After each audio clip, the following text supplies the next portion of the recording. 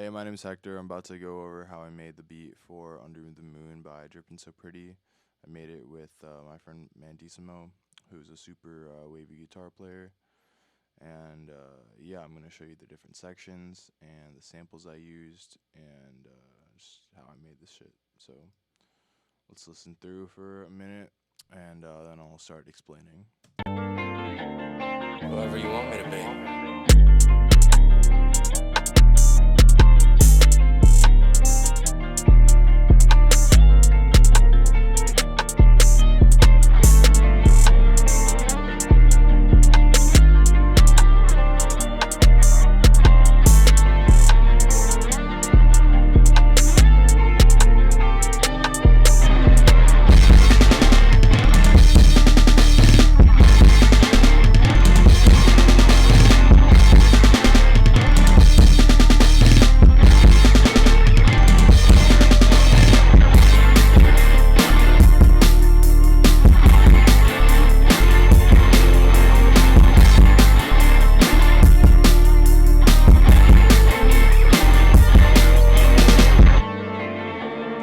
Alright, so those are the two sections.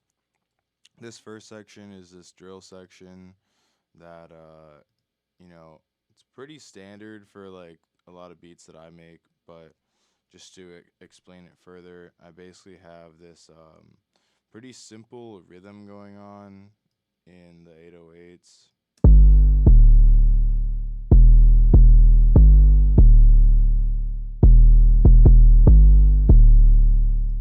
It establishes a good like groove for this beat, and then instead of like a snare, I have this rim.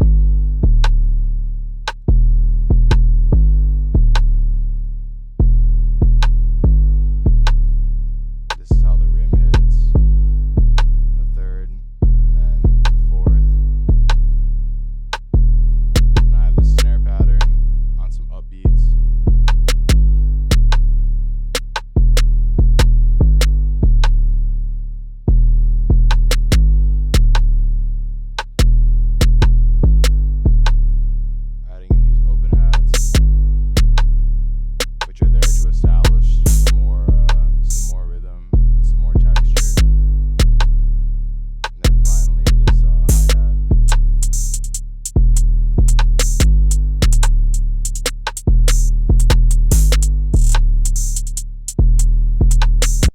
A lot of drill beats I make, I try to have the hi-hats have like some dynamic difference, like changing in volumes and sometimes even changing in pitch a little bit, just because it adds like a more of a bouncy type nature to the hi-hats instead of having them so like straightforward, And then yeah, so that's how this section sounds all together with the guitar as well.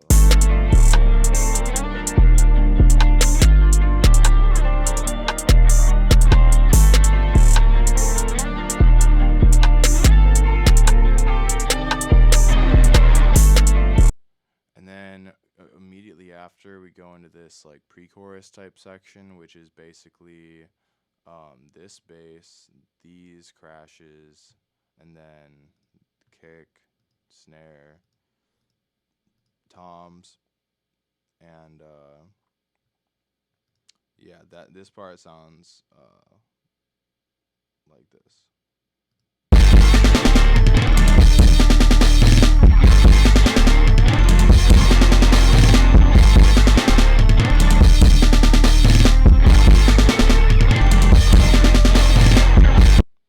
So basically what's happened here is Mandissimo made this whole other part within this same loop that sounds like this.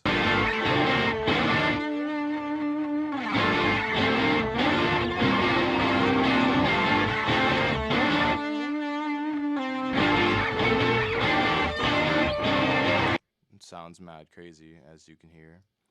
And basically when I heard that, I thought it would be cool to have like a section of like drum hits, which is pretty like typical for like pre-choruses, but I thought I could make this one really cool with like some fills and things of that nature in the drums. So I made it sound like this.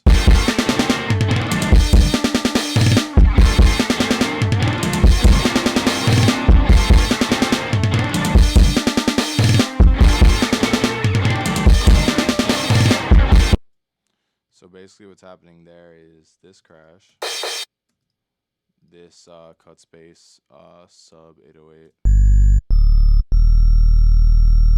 It's just super like strange, like tonal, super fat sub that I don't use super frequently, but I'm glad I used it on this because I think it fit really well. Then I have this snare doing some fills. Then these toms go along with that snare, as does this kick.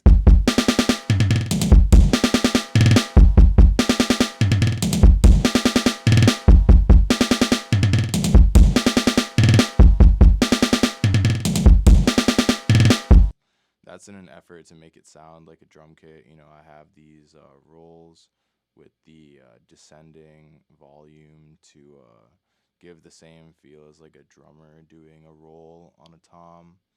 And on the snare, I have everything pretty uniform because, like, if one was like playing a drum set, it would probably be pretty uniform hits on a snare drum.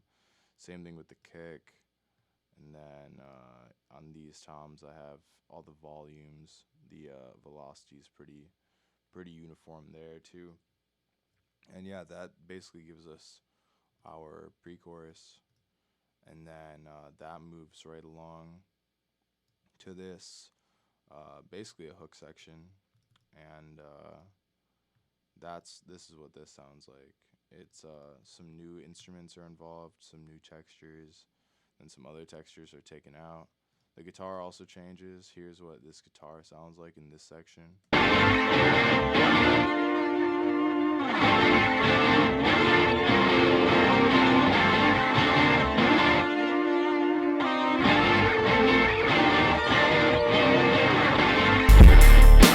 Mandismo has gone and added some new harmonies in here, and it just sounds a bit fuller than it sounded in the previous section. And same bass, same pattern, new hi-hats.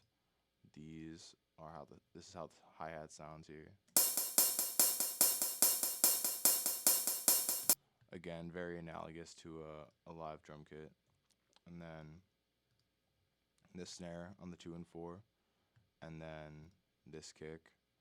Pretty basic kick pattern, but I think it's fitting for what I needed it to do. And it sounds like this so far. This crash as well.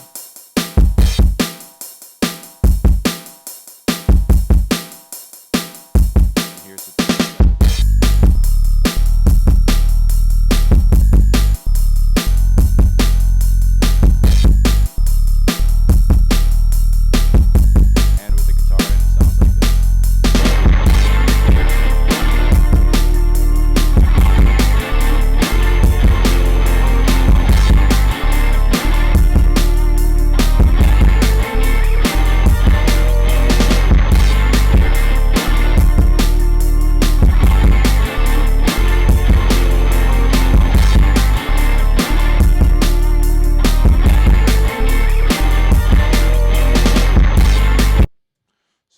that part, and then it basically just repeats again, you know, on this second verse part. I do this thing where I make the drums come in 2 bars after the section starts, which sounds like this.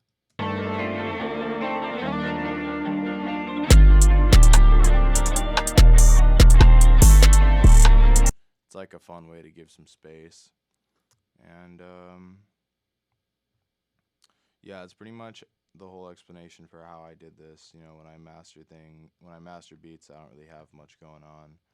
I try to keep things pretty open for the artist to do their thing on, and I was very glad with how this song turned out. And hope you guys enjoy this beat explanation type video. And yeah, I'm about to be making more of these pretty soon, so you know, stay informed and whatnot, and talk to you soon.